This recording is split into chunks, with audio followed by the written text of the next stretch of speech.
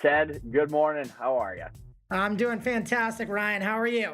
I am so excited for this conversation because the audience has not listened to a couple of our other out of the blue conversations that we've had, and I think they were scheduled for a half hour and they ended up lasting a long time. And I've read Yeah. your book. You went through the training. We're like, oh, we got some stuff here, and I'm gonna give a shout out to Renz for doing the introduction, and I'm sure he'll be listening to this. He met you, and I don't remember how you guys met over in Boston, but why don't you, the listeners, give them your background, the Cliff Note version, and how you got to where you are today, and then we'll go back and unpack a bunch of it. Sure. All right. So my name's Ted Schlueter. I live in Boston. I would probably self-describe myself as a career brand builder. So in the early days, in the early 90s, I worked for advertising agencies in Boston and New York and got to participate in some really cool, big global brand building campaigns for brands, of all shapes and sizes. And when I was in my late 20s, I was naive enough or smart enough or stupid enough to say, hey, I think I can do this on my own. I want to start my own business. And I did so I think it was 2001 when the dot bomb happened and 9/11 happened, and I started a business when there was absolutely no new business to be acquired, and I went from doing pretty well in a career job to grinding it out and starting from zero as a small business owner. Pretty tough times. I was gonna say, why not? Let's give it a shot. Yeah, let's give it a shot. And man, what a school of hard knocks that was. I ended up starting, building, and selling a small business called Crunch Brand Communications, really a small marketing firm, and then actually sold it to a company called Breakaway here in Boston. Took a full-time job for a couple years and then decided to get back into the small business world for a really specific reason, and that was branding for Buyout, which actually the genesis of branding for Buyout was in 2006 when I worked for a company called Brass Ring. And in less than 9 months, we repositioned, rebuilt their brand, and they were bought by a company called Connexa for $115 million. And, people were popping champagne, celebrating, slapped me on the back saying, hey, we wouldn't have gotten the valuation we had without your help. I'm like, awesome. This Woo! is Everybody's sweet. rich. Yeah, what happens next? And they're like, what do you mean? We're going to go play golf and go to the beach and retire. You're out of a job. And I, was demoralized. And then it was like having an epiphany. Does anyone specialize in what I call pre-exit branding? Specifically helping a company position itself in aggregate across every communication channel so that it's more appealing and valuable and relevant to the likely buyer. So in 2006, the kind of idea of branding for Buyout was born. In 2012, I trademarked it and then began the long pilgrimage of learning about every facet that I could of the M&A world of buying and selling businesses until where we are today, talking to the founder, owner, operator of Arcona and a like-minded gentleman. I love it, man. And your book is awesome. I read it, and great stories in there. And I can't wait to pick apart some of those stories. And like Ted, like when I think about and we'll set up some context too for the listeners as we go through all this. Just the conversation you are going to have about the industry, the inefficiencies of it, and just your and I's, shared passion to help level the playing field and get these owners, onto the game and into the game with the right tools. But when you were talking, first of all, a couple of questions. One for the listeners, clarifying maybe what do you mean by brand and branding for Buyout, and then the second question is, why did you do this, and how was that different than the traditional spreadsheet jockeys that you and I talked about? You talk about in your book, but like again, so what is a brand, and what do you mean by branding for Buyout, and then how is that different than the traditional investment banking process? Yeah. Well, I'll say this. For me, the definition of brand is the every single touch point of communication that you have with your business and how it represents itself with its name, with its logo, color, communication, words, text, images. That's your brand. You know, So it's classic not, it's not example. necessarily it's not necessarily like Nike. It's like you're talking about company, the overall brand, how it is perceived it by the marketplace. It's not like one product or something like that in retail. Yeah, yeah. I'll further define that without going into a dissertation about branding of cows and barrels and like the genesis of the word brand. But I think that marketing exists predominantly to sell more of your product, service, or technology to a customer, right? That's the whole nature of marketing, is to do that successfully to grow your business. Mm-hmm. The big difference with branding for buyout is not individually focused on how to sell more of your product, service, and technology, but how to look at the entire business in aggregate and say that's the asset Mm-hmm. that we're trying to sell to a buyer. Mm-hmm. That's the asset we're trying to market to a buyer. That one difference is everything as it relates to branding for buyout, because I haven't found anyone who's doing what we're doing. 99.99% of the world is focused on selling more product, service, and technology. That's marketing business as usual. Mm-hmm. Branding for buyout is saying we are trying to determine the value and the perception or perceived value Mm-hmm. of everything you've built all at one time, and trying to figure out what the buyer wants Mm-hmm. out of that, and presenting it in such a way that it enhances value. And Mm-hmm. just one further step is, one thing we love to do is branding intent or branding the future. The last thing the buyer wants is to buy who and what you are today. They want to know what you're going to be in 3, 5, 7 years and why that is going to affect their business. True of a financial or strategic buyer. What's it mean to them? And that's where we really dig in and focus. So, and I love it. And there's gonna be so much meat behind this conversation. So tell the story or your example, like when you say like why you started doing this and you saw the problem, and you told the story in the book. And when you and I first talked about, the owner who's built this business and this legacy for 30 years, and then they're sitting at this table with all these advisors. And so, what about that scenario did you want to Oh, change? I love it. I can tell you're ready, chomping at the you bit. use the word unpack. This is going to be a big one. So I'll just say this. One, like you, Ryan, I'm a small business owner. So I think small business owners are kind of like a clan or a cult that understand that usually it comes with a lot of blood, sweat, and tears. I don't care if you built a business for 3 years or 30. You know everything about it. You put your own money into it. You put your friends, family, time on the line, and perhaps it's your greatest asset outside Mm-hmm. of your children or family. It's 90% of your net worth tied up in a bundle. Mm-hmm. And you can tell anyone or anything at a moment why it's so great. Every rock you can lift up, you know everything about it, except for one thing. And by the way, you are busy as heck running it. Yeah. And it takes a ton of your time to keep that sucker running. But often what I hear is the one thing I don't know how to do, and actually I don't have a clue about, is how to sell it, which is dumbfounding when you think that most colleges, at least in the US, a lot of them focus, and we partnered with Babson on the book. They have tons of curriculum for how to start and scale your business, but virtually none on how to sell it. Yet that is the most critical moment. That's where your value can be plus minus millions of dollars Lots of zeros if and you don't commas. know what you're doing.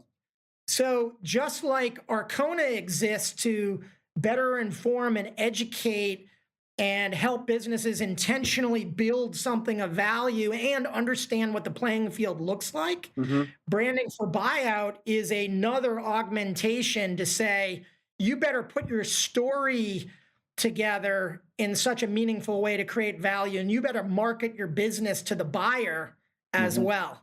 So I feel like the business owner, the garden variety business owner, is flying at night with no radar and basically lateraling the ball to other players to sell their business. And they're automatically at a disadvantage and a lower value by doing that. And let's talk about why. And like, so what is that? What is the typical experience? And then what is it that you're trying to change? So like you said, like, and another way to say what you said of like knows everything about the business. I had one client that he said, It's like a submarine. He was actually in the Navy, and he said, I think he was in the Navy. Little asterisk there. I'm not sure if it was the Navy that has subs or whatever, but he said it's like I'm a submarine captain, and he's like, I can put my hand against the bottom of the wall, and I can tell if there's a click that's going wrong. No one else knows what that click is except me, and I don't know how to figure like how to that tribal knowledge. So it's that whole story, like you said, where all the touch points are of that brand. So explain the typical situation when that baton that gets handed off, like you talk about, like what is that situation now that you don't like, and how is the branding for Buyout changing that? All right, and I'll say this with enormous respect and lots of friends who are Hmm. really good investment bankers. Okay, so one possible and often likely individual that might be brought to the table to help you sell your business is an investment banker, and often that investment banker's task is to encapsulate the story of your life's work, put it in a one pager for like a marketing material, Hmm. and a sim, a confidential investment memorandum, call it a 40-page PowerPoint deck. And I think that they are, the good ones are exceptional at understanding the value baseline of your business, the financials, sales, ops, mining gaps, figuring out where Hmm. advantages are and who might buy you. Just A plus, right? Hmm. The good ones. But at the end of the day, I think they're really good for running a process and leveraging, their databases and networks of people who could buy you. But where I see the miss is that they tend to be packaging you up and selling you in these discrete, finite objects, one pagers and Sims. And often, especially for smaller businesses, I think they are packaging you up for who and what you are today. They are not telling a future forward story that would get a buyer really excited and say, oh my gosh, I didn't think about all these different ways we could create value together, Hmm. and the story that's being told. Hmm. um, so for me, what's broken is brand and marketing not having a seat at the M&A table, people not thinking about the brand in aggregate across every touch point as the opportunity to tell the story to a buyer group, Hmm. and and and from what I've seen, pretty limited ability to market to the buyer groups through these discrete assets. Hmm. Well, and what we can do, Ted, too, is like, and when we talk about marketing, because like you said, and I like how you prefaced it, the entire like comment is we both know really good investment bankers and brokers. Again, it's I would call it the 95-5 rule. That 95% Yeah. of them are probably not doing maybe the level of service they should, but there's really good people out there doing good work. So they're good at running a process, and that could be called marketing the business, which is essentially sending out 380 emails, it's in contact points to line up, NDA from 100, and it's like that whole process that's marketing. And I'm putting in quotes for the listeners because their definition of marketing, yours is significantly different. So Yes. Ted, I wanted to set up and frame up the rest of this conversation with a piece from our training, because I want you to be able to speak to it because I want you to tell an example, because you have some wonderful ones in the book on how this is actually put into action. So if you remember in the training, we've got two definitions of how people like perceive valuations. And I'm not going to get into all the jargons, but it was just this like concept that I love helping people with. It's the intrinsic financial value of a business, and then there's the transaction value. And so the intrinsic financial value is truly just the value of your business based on the risk of the cash flow, kind of like you would value a cap rate from real estate or a bond or whatever it is, as of the cash flow. That's it. So a million in EBITDA, you might say, well, what's the risk of the cash flow based on the operations and blah blah blah blah blah. Okay, well, it's this. Well, then there's the transaction value, which I love to describe. It always starts at that financial value, but like there could be a high premium placed on it, because the transaction value comes from a buyer and seller and the purpose of the deal, closing the deal for the human reasons or the business reasons that someone would pay a premium or a discount. But it started as a baseline, essentially at that financial value. And so like the strategic value, a buyer might buy you for your customer base, your IP, and they were technically paying way above the financial value because of the reasons that the buyer has behind the scenes. And that's exactly what my dad and I did when we sold.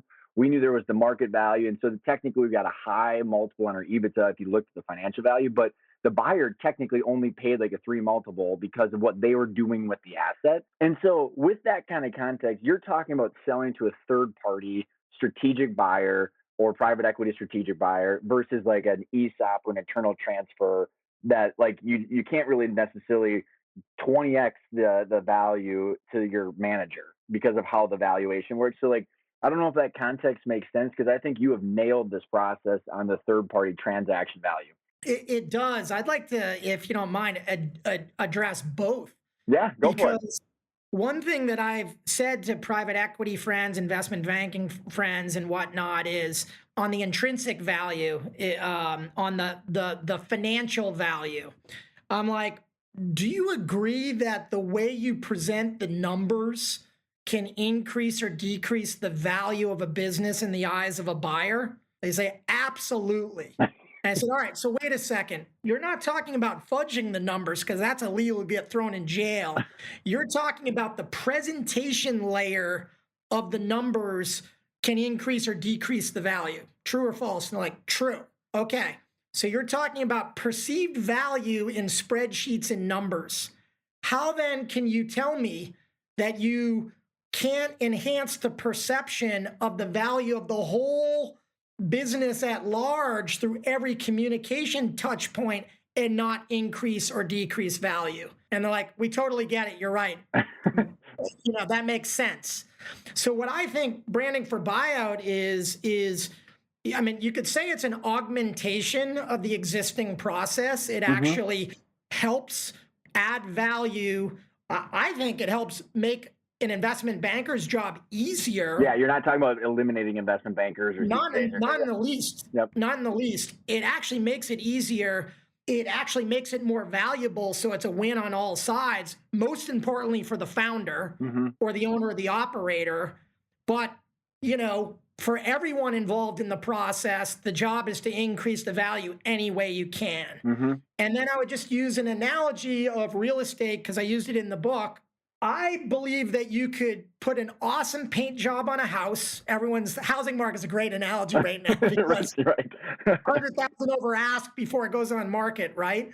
But I think you can package up a house, you can stage it, you can put a paint job on it, as they say, bake warm bread, cookies. No kidding. That's the easy thing to do. What a buyer really wants is, oh my God, this house is actually meant to be a condo complex. And this condo complex over the next 3 to 5 years is going to be incredibly valuable to me because I have 4 other adjacent condo complexes. And now I have a region within this geography that I wanted to take over for very specific business reasons. I think the miss is that, and I chide my friends, I'm like, do you want a banker to tell the story of your life's work? I think you want them to tell a part of the story, but I think that we can add whole new dimensions of value with what we're doing and our process in conjunction with the other typical players that you might invite to the table for a successful exit. And let's talk about like some examples that you gave in the book, and because like I think about like I'll just, you can play on this story as you're telling yours, is that like, so like with ours, there was like 4 predominant independent copier managed IT. It was mainly a copier business. There's a small percentage that was managed IT of our company when we sold, but like we went through like, okay, who are the Canon resellers? Who's got the different product lines? Canon's trying to get into distribution. So we kind of like understood the entire marketplace.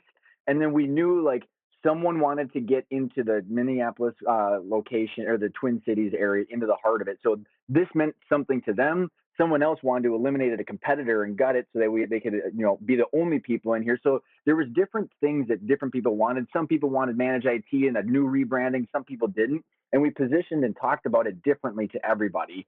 But it was like this whole like strategic, it was very much in line. I didn't really know we were doing what you're talking about now. You articulated it way better. but I think a lot of entrepreneurs naturally want to do what you talk about. They just have never known how. So talk about like the example of like when you're talking about strategically positioning a company into the marketplace, what do you mean by that? And what are things that you've done to make it different along the way as they're going to market? Yeah, that's a great question. I'm gonna probably touch on a couple different pieces of it. But one is considering at the macro level what category you're in and what the category is defined as.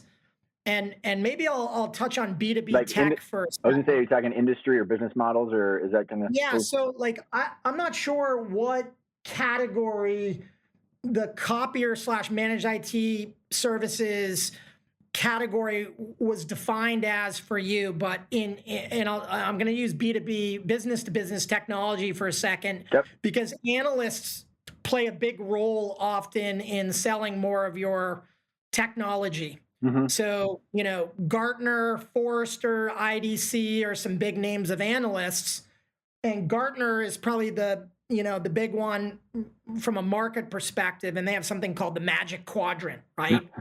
This branded Magic Quadrant. But what's fascinating is they strategically position companies of different shapes and sizes in categories and talk about the category leaders, Okay. the up and comers, or what Hmm. have you. And to draw an analogy back to the book, one of my clients, Wasabi, which is in the hot cloud storage space. So think of cloud storage is exactly what it sounds like. You need to store a bunch of data somewhere, and a good focus area is video storage, because video takes up a ton of data and storage. Hmm. And Wasabi deals with customers in the petabytes, so really, really big data needs. And they realized that Amazon, Microsoft, and Google are the big 3-ton gorillas in the space, and they dominate it. But Amazon, Google, and Microsoft are integrated Gen 1 cloud solutions where compute, network, and cloud are all bundled together. Wasabi had a thesis that we are going to be just the best in class on just the data storage.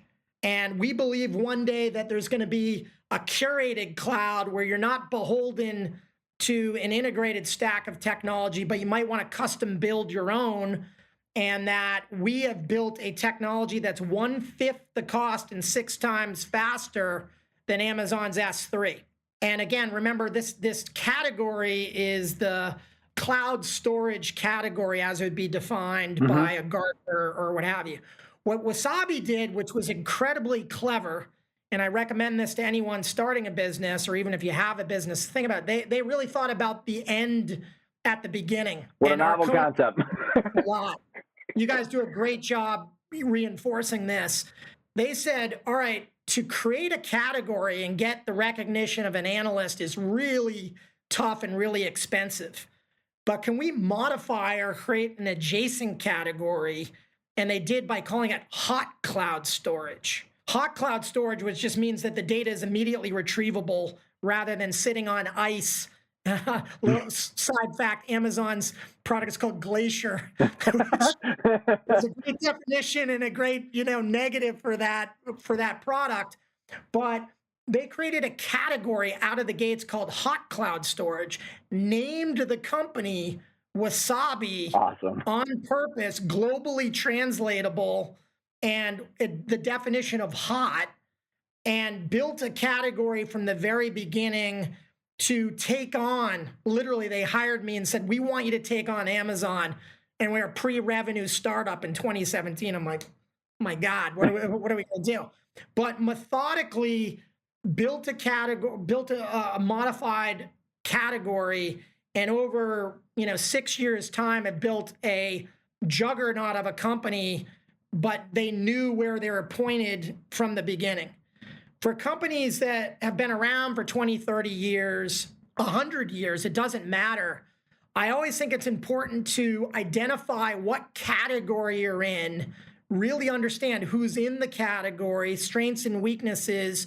Can you modify the category? Can you add a new spin to what you're doing so you stand out in the category? And another big fact is I think a lot of people kind of limit themselves to thinking about domestic or US based buyers, people in their backyard. Hmm. World's a big place these days. Often the international community is a big market. And in B2B tech, sometimes a country might be 2 or 3 years behind or ahead of the US. They might buy a property to get ahead in their country or to take market share or what have you.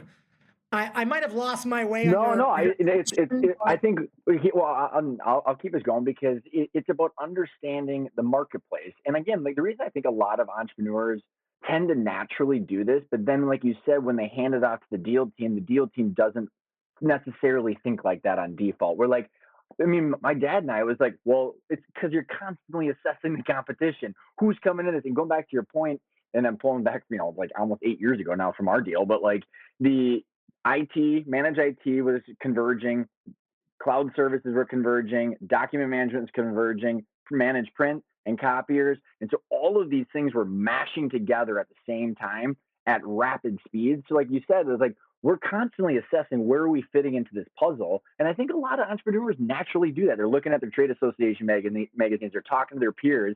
So they're watching the parts and they're watching the marketplace evolve. And that going back to that transaction value, positioning yourself in the eyes of the buyer, it's truly about understanding what does the buyer want and why, and what is their strategy, and how do we align our product or service to like accelerate their plan. And it's just instead of thinking about yourself, you're thinking about the other person, which I think is, it's taking it to the next level just besides the marketplace. But how does the buyer fit in the marketplace? yeah, that's exactly right, Ryan. And to build on that, I forgot. I wanted to make another comment. Forget about the category for a second. Again, this is really depends on what kind of business you are. It doesn't work for everyone, but I'm going to use the example of brass ring that was in the book. Brass ring was known as a really expensive HR technology, a digital job board. And they're like, we're so much more than technology. We have incredible consulting. We have a great outsourcing product.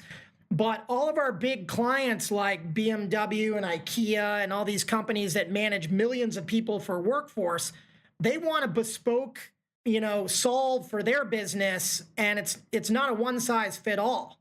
We need to be able to curate our solution for them. And they were selling technology and consulting and outsourcing in discrete silos within the business, one Mm-hmm. offs. And we had a thesis with them. What if you could encapsulate technology consulting and outsourcing as a bundled sell, as a bundled solution, and do so in a way where your clients can dial the knobs up and down according to what they want? So it's a really bespoke solution. Mm-hmm. We ended up calling that three-headed solution cell workforce by design. Hmm. And what was interesting is we had interviewed like 20 top level C-level HR execs. And at the time, they're like, oh, all this technology is so complicated. There's so much jargon out there.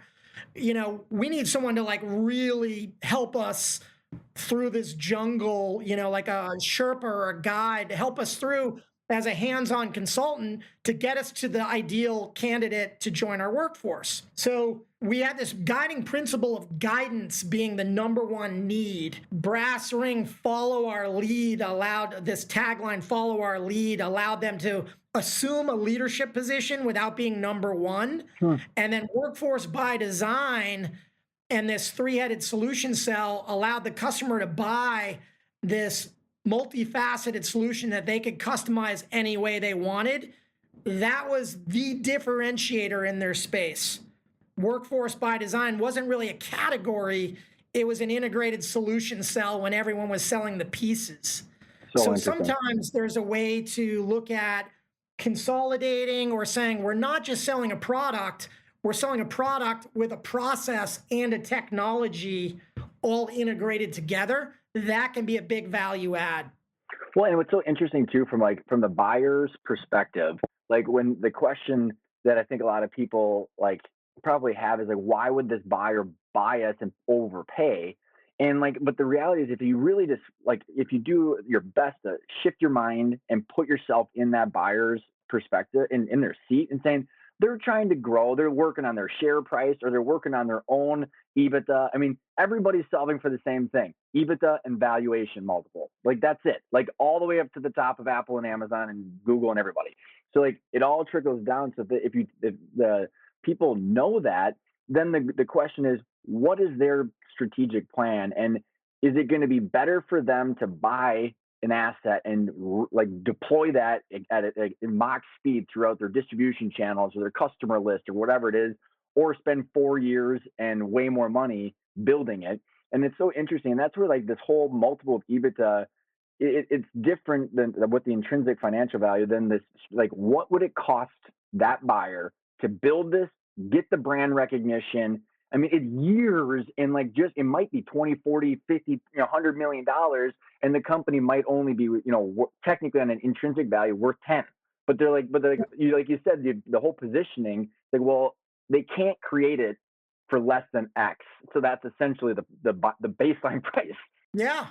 And I'll tell you one way to add value to any business owner that's looking to sell their business is by branding the future. And I'll explain what that means.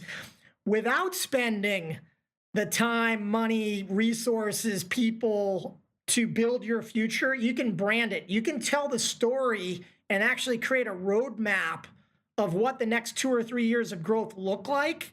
If you have envisioned that, you can actually put that on paper and share that with a buyer, and they're going like, oh my gosh, this is awesome. You've done some of my thinking for me, and you're showing me what your vision and roadmap of the future is. Product expansion, new technology, new key people. I think that's often a miss in present day scenario, that people are not branding the future, and you can calibrate what that future looks like depending on the buyer needs, by the way. But that's where the real value is. No one wants to buy who and what you are today. They want to buy what you're going to be.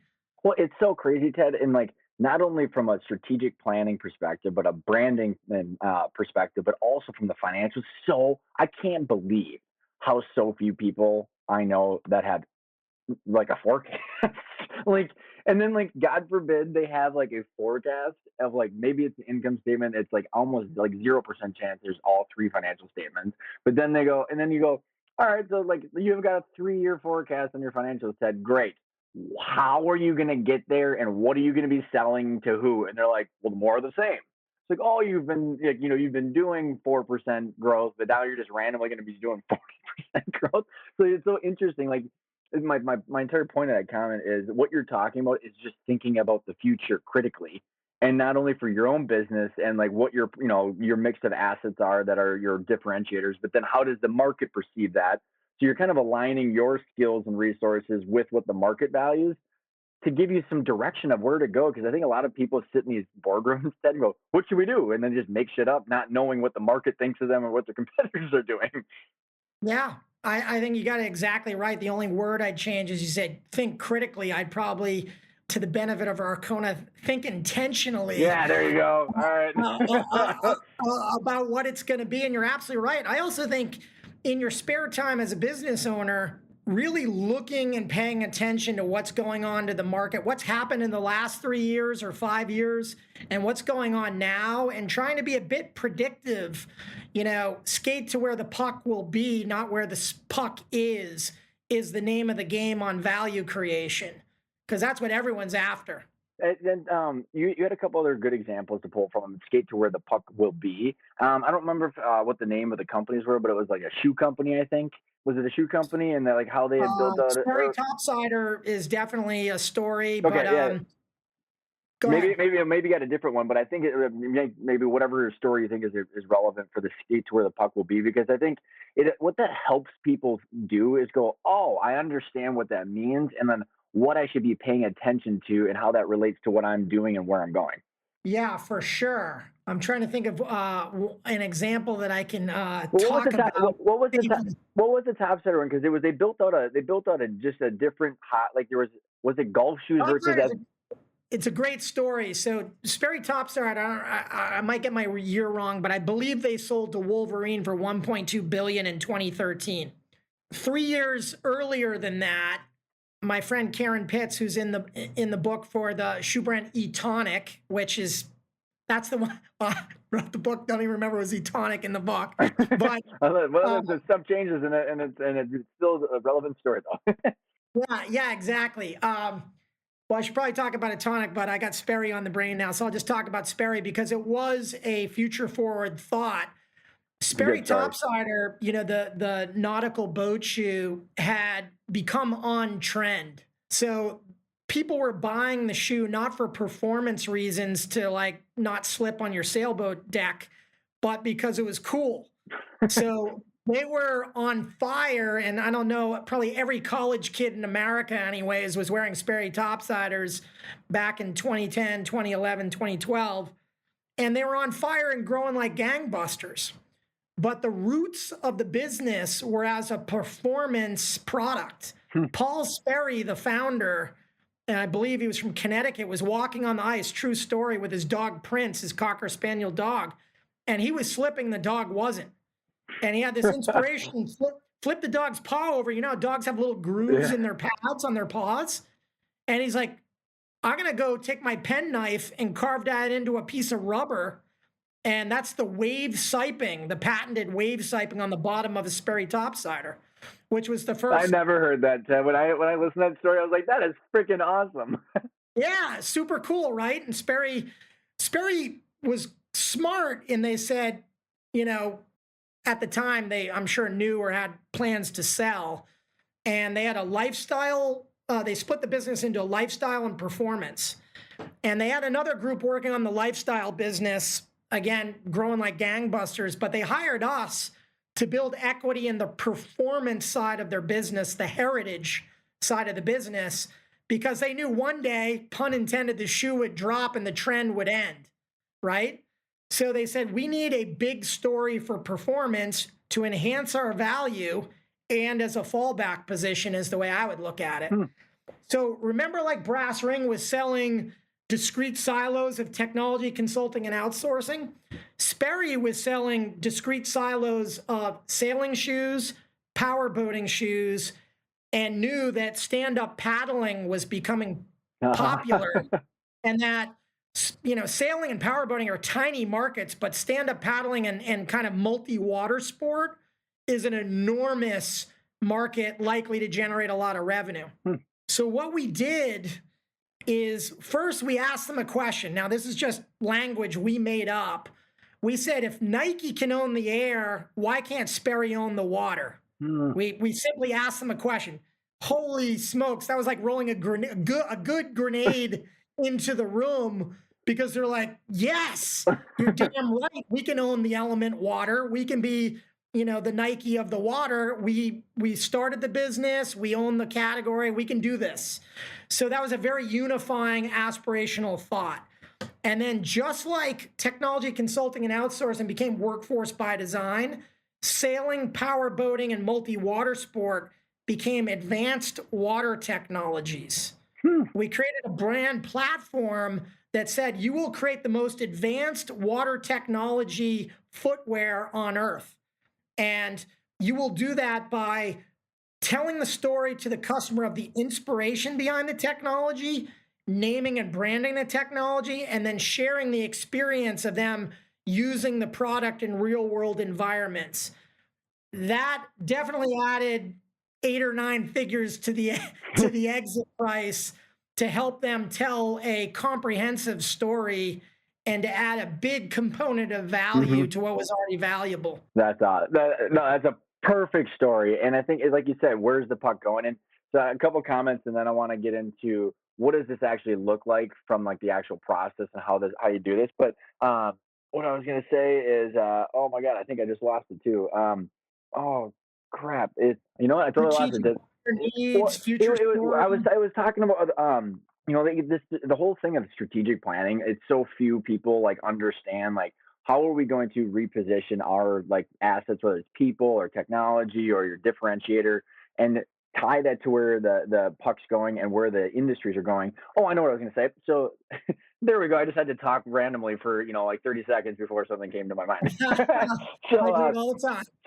there was a story in the book which I have experienced in real life as well many times. Is when you have like when that future buyer, not only are you trying to figure out where the puck's going from market trends and like just the overall strategy of the marketplace, but there's factors going on at the buyer that you like. It's so interesting. People don't realize it's just a bunch of humans that like you got an executive that's running the division. He's got stock options. He or she's got stock options and different compensation plans. And all of a sudden, if they know that they need to, like use my old example, they like a big huge regional company needs to get into managed IT or needs to do this.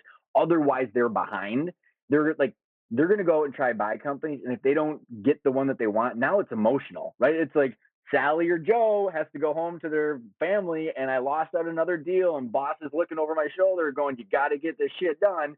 So like they need to go buy someone. And so, or they need to acquire the technology to get to their plan. So a lot of emotion goes on and a lot of individual decisions that seem ridiculous to the seller, but are just normal, like like working things going on in the bigger companies. And so I think that's also a factor that you touched on in your book, which I really appreciated.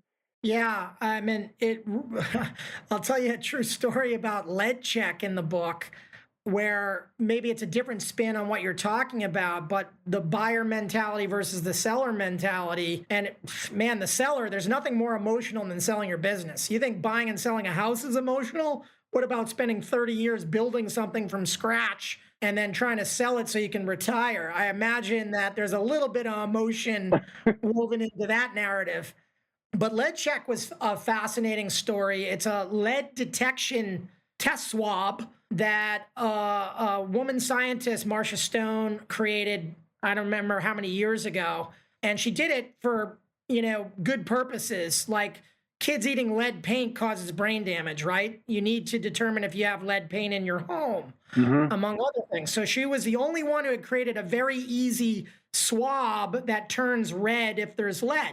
Well, it turned out that the EPA passed a law that said that if your house was built before 1978, I believe the date's correct, you have to mandatory test for lead. Overnight, overnight that EPA ruling took a $500,000 annual gross sales company to 10 million instantly because it was a law for every general contractor in the United States to test for paint, and they were the only one with a product. Such an awesome lottery ticket. Oh my God, talking about lightning striking, right? So my friend Jill Moriarty, parachuted into the business to help them manage the chaos of, people saying, I want to buy your distribution for 6 months and Lowe's and Home Depot calling up. And, the long story short here is Joe helped them navigate in the short term. And within, not a lot of time, 3M came knocking on their door to acquire the business. Mm-hmm. And as Joe tells the story, the good cop from 3M said, we want to buy you. We're going to fly you out to, I think, Minneapolis, where their HQ is. And they sat down and had a nice lunch and, said, we're really interested in buying your company. And the bad cop showed up. And the bad cop says, we can replicate your technology, your distribution, your entire infrastructure in a matter of months. We know your patent's going to expire. Here's all the equipment that we can build everything 1,000 times faster. We're going to give you a fair price, but you're going to take it. Otherwise, we're coming after you. We're going to take you out.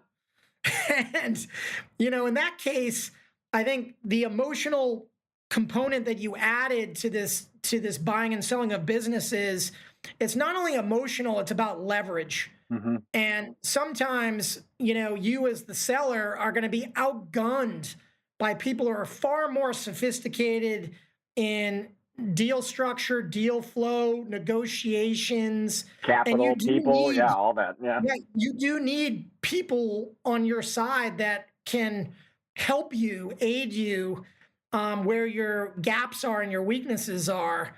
So I think you not only have to manage emotions, you really have to understand how sophisticated the buyers might be. And there was There's also that super good example as far as like the leverage and like the buyers dynamics going on. Because like obviously 3M needs to get into that business for all the reasons that people are probably thinking of. But there was another example where you said that there was a guy that was bidding on companies trying to build out a division, and he lost on two of them, and he was just pissed. Essentially, it was a CEO that was telling the board's like, "Why aren't you executing your plan?" And he's like, "Damn it, I'm not doing it." And so like he ended up overpaying for something that he might not have had all those other things going on. But let's move, Ted, to like if someone's sitting there going, okay, totally get it, guys. Like, but what does this mean to me? Like, so where in the process does this apply? So, like, if someone's looking at selling, is it 1 year? Is it 6 months from now? Is it 4 years? Like, and what is actually done mechanically along that process, and how does the typical investment banker and CPA and attorney and stuff fit into it as well? All right, that one we'll unpack as we go, I think. So I'll say specifically for branding for buyout, I believe that the best horizon line is, and I say this based on the number of exits we've had, is somewhere between 9 and 24 months of formally going into an exit process or trying to sell your business.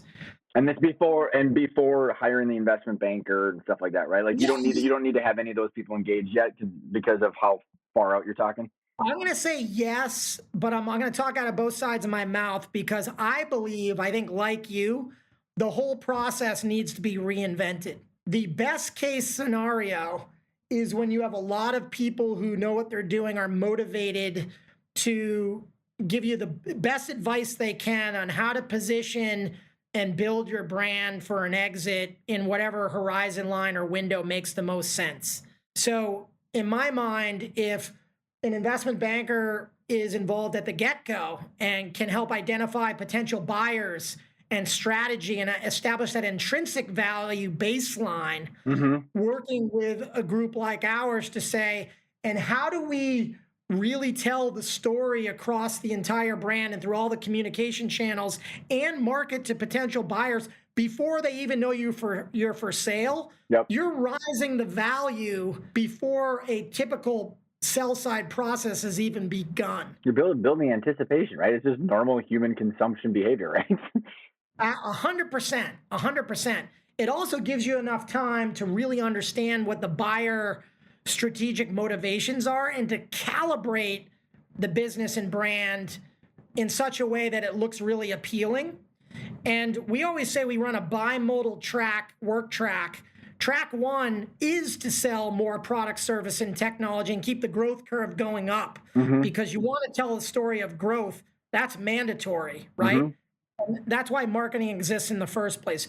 Track two is specifically thinking about how to position for the buyer simultaneously with selling to the customer. And it's that intersection that becomes really valuable to the game. And, I think Arcona and your business and the intentional growth platform is yet another key variable because you have to know how the game is played. You have to know how your business needs to be put together for an exit. And you need a lot of smart people around you to help you do that to the best of your ability.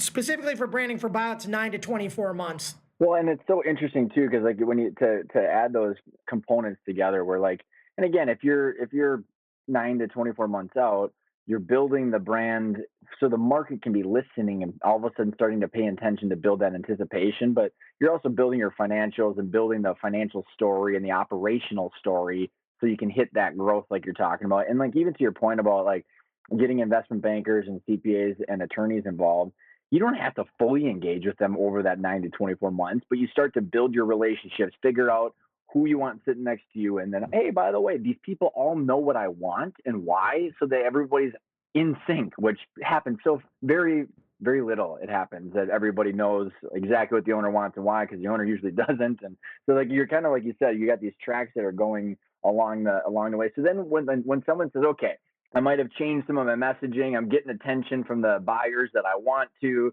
and I've got my growth going on, where and how does the process for branding for buyout happen when, again, so that let's say I'm going back and I'm trying to sell, and I'm like, okay, now I'm sitting down with all the financial jockeys and then also the the CPA, the attorney, and then everybody's like, okay, now how do I avoid handing over my narrative to a team that is just essentially known my company for maybe 9 months?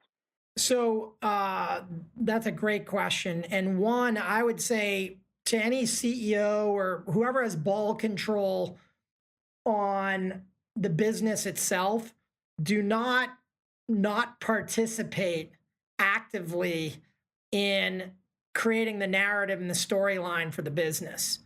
I mean, you ultimately are that captain, that submarine captain who can feel the vibration in the Hmm. hull and know something's wrong, right? You Hmm. know everything. So I think that there, yeah, again, the best case scenario is getting together around the table, broad stroking the market, the macro trends, the potential buyers, and creating scenarios, prototype scenarios that say, what if we angled ourselves this way for this buyer group? What if we angled ourselves this way for this buyer group? What's the common denominator that works for all and yet still increases our value? Hmm. You know, that's a really, you can't underestimate the value of that. And I'll give you an example. The CEO of Popcorners, Paul Nardoni, who's a serial entrepreneur, genius, right? Sold stirrings to Diageo. Like, the guy knows what he's doing. And Popcorners is like, it's a chip brand, better for you chip brand without all like the harsh chemicals of like Doritos, right? Popcorners and his thesis from the beginning was really big companies are hedging their bet on their product portfolio, like a PepsiCo that bought Hmm. them, and saying, hey, we got a bunch of chemically laden food. We better start buying and acquiring some better for you brands, right? That makes common sense. That trend is coming.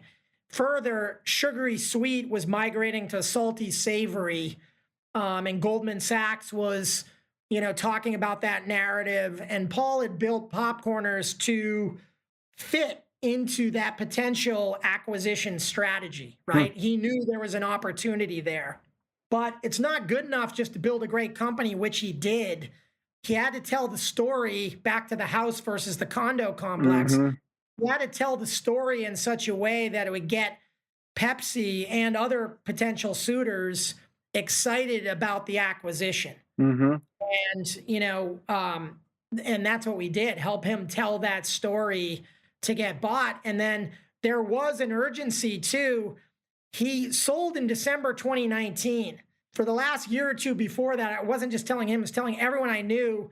There's this historical graph, like every decade, something bad happens, right? We didn't know it was going to be COVID, but It happened. back to timing. What if he hadn't sold and it had been 6 months later? Would Pepsi have bought Popcorners? Who knows, Hmm. right? But timing and macro trends are a really big part of understanding where the true value equation is too. So So you how have do to keep you that. in that example, like where you guys fit and the owner fits? So like the typical, and I'll start with maybe the typical example, and I'll touch on a couple of things that you mentioned. Is one is that a lot of times owners and entrepreneurs don't understand as much about their marketplace or the potential buyers as they should until they go through the process, because the investment banker goes, okay, we're going to take 200 private equity firms that have portfolios like this, and here's what they're doing. So we're going to target them, and we're going to target these 100 strategic buyers, and here's why. And the owner's going, well, shit, I wish I would have known this like 20 years ago. I would have probably run my business a little bit different. It's like, so I think, Yes. even to your point, instead of doing that 90 days before you go to market, like 9 to 8 or 24 months, you can be positioning. And I mean, you can make a decent amount of progress in 18 months towards fitting Big that time. narrative. Yeah, fitting that narrative in. So I think it's so interesting, not only from the market analysis, but then also the financials and all the stuff that you and I talk about, where like you're literally like, that's to back to your analogy of skating to where the puck's going to go. And so another comment on, about what you were saying is that the normal process is data, build the data room, the financials and contracts and this and that, and the IT data room, or the IT systems, and then the HR systems and all that stuff. And then the owner is just sitting there going, I feel like I'm going through a cavity search here, and I've got no Yeah. control. And what is the point of this? And at the Yeah. end of the day, like, the typical process, investment banker sits down with buyer, and it's about, asset versus stock sale, or, well, how, is it, we roll in equity, and it's all financial. But like, I mean, I went through the point of it was two entrepreneurs talking about the strategic view of our combined companies. And it's like so emotional and so strategic. And then the numbers have to fit together to fit the Yeah. story. And so, like, how do you make sure that the owner's like leading that story, or the branding and for buyout conversations leading the story, not being drugged behind the financial people who are just getting the deal done, like CFO to investment banker? Yeah. Well, I have this theory that AI is really going to be the great equalizer for data and intrinsic value, and that everyone's going to know the baseline with more accuracy over time. And just the baseline is the linear, no kidding. Of course, that's what the data says. Yeah, good point. Where the real magic happens is around ideas, innovation, and what I think is a more entrepreneurial approach to an exit. Don't give me the obvious. I want creative thinking. I want to think about partnerships. Where are markets going? Hmm. What kind of creative solutions and spin can we put on our company so that it stands out first and foremost, is intriguing and exciting for the buyer group. And how do we tell that story in the most dynamic way? And just reading spreadsheets or PowerPoint decks ain't always the best way to tell a story. So, I mean, even a future forward video of where your company you think it's going in the next 2 or 3 years is probably more exciting version of storytelling than, a deck. And I would also just say that I think a lot of CEOs are really great CEOs because they know how to build and scale and hopefully sell a business. They're not always the best storytellers. It's our job to be like a human medium to extract from them Mm, what they think the future is and then tell it, because that's what we're trained to do, is tell really good stories to influence people and have them buy something. And I think, again, this is probably repetitive, but getting as much information we can up front and then really shaping a powerful narrative absolutely will always affect the exit price. So, do you have pushback from the egos of the other people on the deal? Like, okay, now Ted and his firm's in here. Oh Now yeah. they're taking what was that? Yeah. Oh yes. Oh yeah, of course, right? We You can tell play the with your story better than you, right? Let's move you, over. you went to art school, you play with magic markers, you're a marketer. How could you possibly add value to something as important as selling a business? That's my domain. That's what we excel at. I just argue that every industry I've ever touched, which is, I don't know, probably hundreds of different categories, every single one of them is seen reinvented. Hmm. All of Hmm. them. Hmm. And I believe that the M&A world is ripe for disruption. I believe the garden variety sell side process is linear, non entrepreneurial, color by numbers, and often mercenary, where the motivation is to sell your business as fast as possible so that I can get on to the next deal. Hmm. One way to say it is, I do a lifetime of deals, but for you, the business owner, this is the deal of a lifetime. Hmm. Those are very different opposing viewpoints. Hmm. So I think when you're looking to build your team of people to help you exit, having that entrepreneurial spark, an entrepreneurial minded investment banker, an entrepreneurial minded CPA, an entrepreneurial tax person, all the people that you might want to surround yourselves with. You don't want the people who just color by numbers and, say we're going to speed dial you to an exit. That might not be in your best interests. Well, and and I agree wholeheartedly, Ted. And I think what's so interesting too is I have found that first of all, capital, especially in the last 18 months, is abundant. It's everywhere, right? Like, And so you want some capital, you want some capital, who wants some capital? But the other comment is that spreadsheets and just looking at all your financials, and that, like, there's so much heavy hitting firepower in this M&A space that all reside in that I have, and again, this, I'm almost just like literally thinking out loud, but I have seen that there is a lack of vision on growth and strategy. And I it's to the point where, because I always default to that, I'm like, oh, I didn't realize, like, this is like there's not a lot of people thinking strategically about the markets and where they're going. It's just doing deals. Like there's so many people just focused on doing deals, but like at some point, all this stuff has to come together, and the whole companies have to still grow. So it's unique and it's different with what you're doing because like you said, there's not a lot of people that are marketers and human psychology, that are paying attention to markets that also understand the financial implications of them. I mean, it's truly understanding both of those is very, very unique at this point in time, according to what I've seen. Yeah, I really think it's white space. It's a new category that we're gonna dominate. Shout out to the guys who wrote Play Bigger, which is about category creation. I believe we have created a category in pre-exit branding that is completely new territory. And Super I, interesting. I think that it's almost like you have a beautiful room and it's like the best room you could ever imagine, but the shades are drawn. Hmm. And we're telling the story of the shaded room with the financials and the ops and the sales. But what if we lift those blinds up? Sun comes pouring in, then like the full glory of what you've built is there. That's missing. And Like, everybody wants to do that. Who doesn't want to brag about the story of their company and where it could go? I mean, it's the funnest part about it. and what's also missing is actually digitally and socially marketing to the buyer groups before you're for sale, which is something we're very good at. Is don't wait to start cold calling and knocking on doors and running a process. Start that as early as you can on short dollars. You can become omnipresent for potential buyers.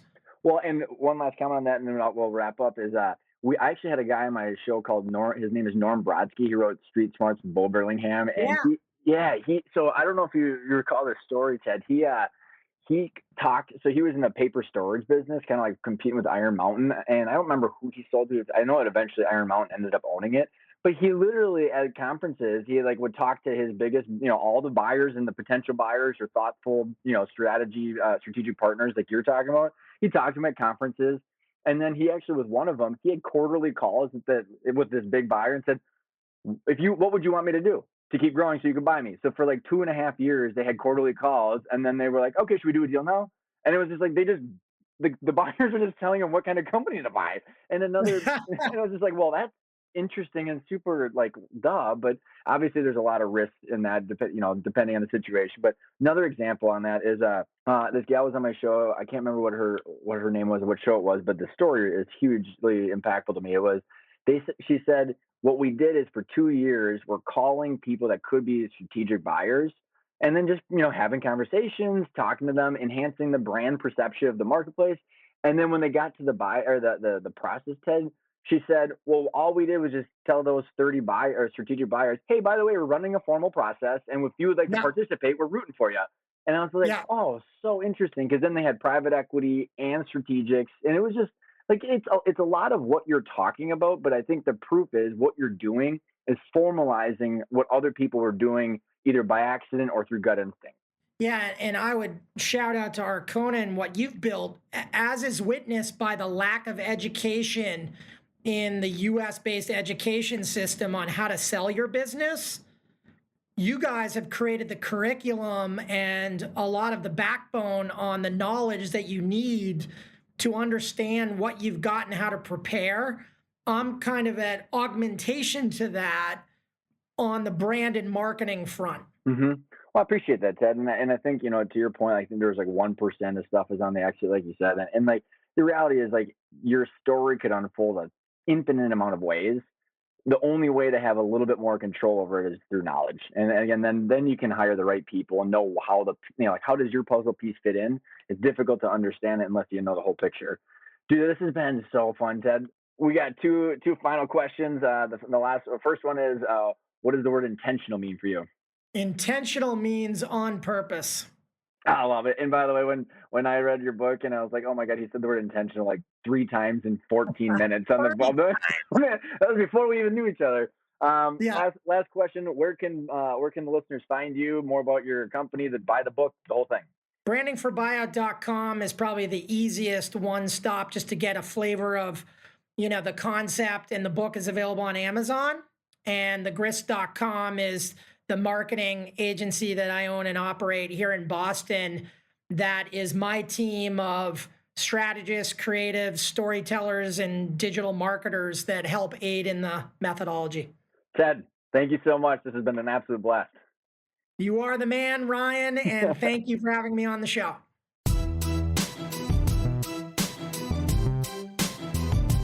Thanks everybody for tuning in. I just had an absolute blast talking to Ted. You could probably tell we could go for a long time. There's one huge takeaway that I want everybody to understand. And if you want to know more about this, go check out the intentional growth training that Ted and I were talking about. But the takeaway I want everybody to have is this concept of intrinsic financial valuation versus transaction value. And so the intrinsic financial valuation is based on the financial valuation of the risk of your cash flow of the EBITDA. How risky is your cash flow, and what is the risk that's going to be there tomorrow, at the end of the year, and years to come? And then people are assessing it based on purely the financial asset versus the transaction value, where it's going to start most likely at the financial valuation. But what is going to happen is there's a buyer and a seller, which are human beings, and there's a reason and a purpose for the deal. And what Ted was really getting into is that buyers that are strategic buyers, whether they're private equity or like a platform company for a private equity firm, or someone in your industry that could be a competitive buyer, they have an emotional reason and or a strategic reason to acquire a company, and your perception or the perception of your brand in the marketplace will heighten the emotions and the desirability of potential strategic buyers to acquire your company. But you always want to have that fallback plan of having the value of your company based on the exactly where you want the value of the company based on the intrinsic financial value. But if you're planning on selling to a third party, doing the work that Ted's talking about 1 to 2 years in advance, getting everybody on the same page, from the investment banker to the CPA firm to the attorneys, whoever it is that's involved, that they're all telling the story of your company along with why your company has a healthy EBITDA, but then there's an additional premium that what you want to place on it because of X, Y, or Z.